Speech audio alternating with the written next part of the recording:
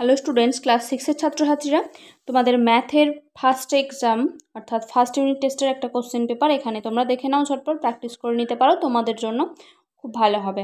দেখো, বলা রয়েছে প্রথমে শর্ট কোশ্চেন, কত টাকার 1/2 অংশ 4 টাকা। দেখো ক্যালকুলেশনটা দেখে নাও, খুব ইজি, 1 মার্কসের জন্য। মনে করো এক্স টাকার, আমি মনে করলাম এক্স টাকার 1/2 অংশ 4 টাকা, তাহলে আমি করলাম এক্স এর 1/2 মানে এক্স ইন্টু 1/2 সমান 4, সেটাই বলতে চাচ্ছে।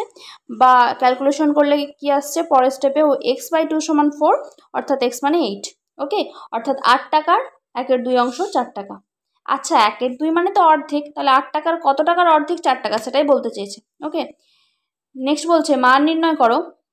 এটার মান নির্ণয় করলে কি আসে, এটা পূর্ণ ভেঙে নিতে হবে, এটা পূর্ণ ভাঙলে আসছে 27/25, ডিভাইডেড আছে, ইন্টু করতে হবে, 9 × 25/27 হলো, কাটাকুটি করলে আসছে 25/3। ওকে, তারপর বলছে রামের এখন বয়স y বছর, 7 বছর আগে রামের বয়স কত ছিল, তাহলে y-7, যেহেতু এখন সেটা বেশি হবে, আগে বললে সেটা কম, আগেরটা কম, অর্থাৎ বর্তমানেরটা বেশি, তাহলে বড় থেকে ছোটটা মাইনাস করতে হবে, y-7 কিন্তু। নেক্সট হচ্ছে একটি বৃত্তের ব্যাসার্ধ 8 সেমি হলে ব্যাস কত, 28, 16 সেমি। তারপর রয়েছে রোমান সংখ্যায় লেখো 36 মানে x(x(x)(vi).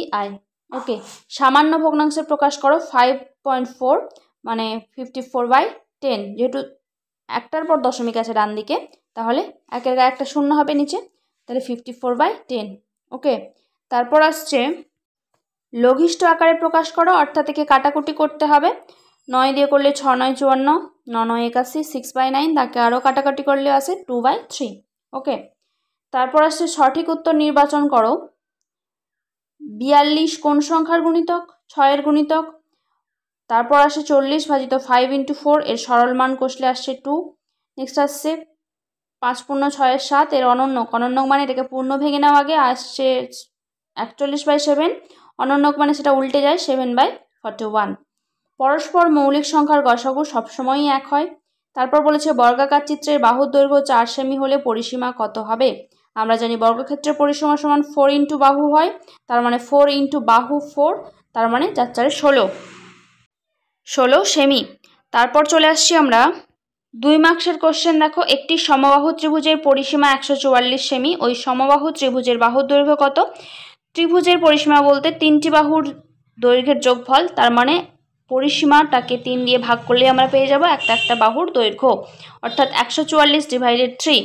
তারপর বলেছে 150 টাকার 1/2 অংশ থেকে কত টাকা নিলে 30 টাকা পড়ে থাকবে। দেখো, 1/2 অংশ মানে কিন্তু অর্ধেক, তাহলে 150 টাকার অর্ধেক কত, 75, 75 টাকা, সেখান থেকে কত টাকা নিলে 30 টাকা পড়ে থাকবে, মাইনাস করো 75 থেকে 30। ওকে, তারপর আসছে চিহ্ন ও প্রতীক দিয়ে বীজগণিতিক সংখ্যামালা তৈরি করো। p এর 10 গুণের সাথে 7 এর সমষ্টি, p এর 10 গুণ মানে 10p, 7 এর সমষ্টি +7, অর্থাৎ 10p + 7। নেক্সট রয়েছে অঙ্কে লেখো 77 কোটি 7,007, আশা করি পারবে একক দশক করে সাজিয়ে নিয়ে। তারপর 5 থেকে কত বিয়োগ করলে 2.172 হবে। দেখো, 5 থেকে বিয়োগ করলে এটা হবে, ঠিক আছে, তার মানে এটাও তুমি বলো বিয়োগ করে নিলেই পেয়ে যাবে, 5 মাইনাস এটা করলেই পাবে। তারপর আছে দুটি সংখ্যার গসাগু ও লসাগু যথাক্রমে 8 এবং এত, একটি সংখ্যা এত হলে অপরটি কত। আমরা জানি লসাগু গুণিত গসাগু সমান সংখ্যা দুটির গুণফল হয়, তাহলে লসাগু এবং গসাগু গুণ করতে হবে, গুণফল থেকে এটা একটি সংখ্যা ভাগ করে নিলেই আমরা অপর সংখ্যাটি পেয়ে যাব। নেক্সট রয়েছে সূক্ষ্মকোণী ত্রিভুজ কাকে বলে, যে ত্রিভুজের 3টি কোণের মানই সূক্ষ্মকোণ তাকে বলা হয় সূক্ষ্মকোণী ত্রিভুজ। আচ্ছা, পরে আমরা 3 নম্বরের কোশ্চেনে আসছি। আশা করি এগুলো পেরে যাবে, তোমরা প্র্যাকটিস করে নেবে, যদি না পারো তাহলে অবশ্যই কমেন্ট করে জানিয়ে আমি করে দেওয়ার চেষ্টা করব।